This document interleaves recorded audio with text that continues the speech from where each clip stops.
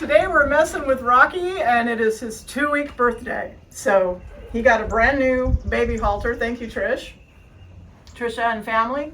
He's got a brand new Weaver baby halter on, and I will leave this halter on him all of the time. I know a lot of people don't like to do that, but it's very fragile leather. It'll break real easily. The hardware is very fragile, and they do that for a reason. So if he was to hang it up on something, the halter would just break. But he's getting really big and strong. He's getting a lot harder to catch when he doesn't want to be caught. And so having the halter on him with a little bit of a grab handle is going to help us a lot. Just wanted to talk with you a little bit about safety when you're messing with a baby horse like this. I was watching a video this morning. This gal is actually a pretty, very much followed horse trainer, and she was messing with a baby, newborn baby that the mother was not tied up or being held by anybody. And to me, that is really super dangerous. I go ahead and show the mare what she's doing. So I have Bluebell tied, and she's eating some grain. And so she's in a static spot, and I don't have to worry too much about her. Okay, you can come back. So number one, I would say, come on back. If you're going to mess with a baby horse, first of all, have two people, so you have a spotter in case something goes wrong, because the baby's dangerous to you and so is the mare. And number two, have somebody either holding the mare. In past videos, my brother was holding the mare from outside of the pen, so he wasn't in her strike range or anything, and then I could mess with the baby. But now she's calm enough about it to be tied up, so we have her tied. And then making sure that you stay out of her kick range, her strike range. And same with this baby. I mean, I was messing with him yesterday, and he, you know, here's the thing about an imprinted baby horse. It's not a robot. It still has a personality, and it still has its instincts. And the instincts of a baby horse is fight or flight. So he is still going to fight me, even though he's been imprinted and he's being handled every day. Right now, he's a very instinctive, precocial animal. Precocial meaning he was born with a big brain.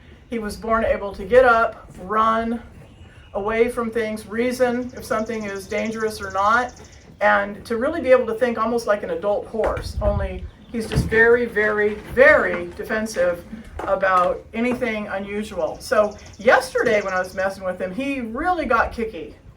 He got super kicky, and that's when I decided it's time for the halter, because with the halter, you know, with the harness or this rope, he could spin around and kick me.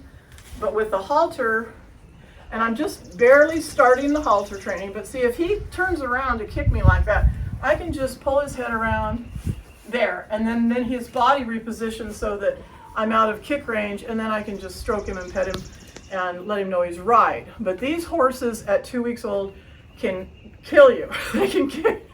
They're very strong. They can kick you really hard, break bones. I knew a gal that had her heart stopped by a baby horse and they couldn't get it restarted. So I don't want this colt to get in the habit of kicking, turning away from me and kicking at me. I don't want him to develop that habit.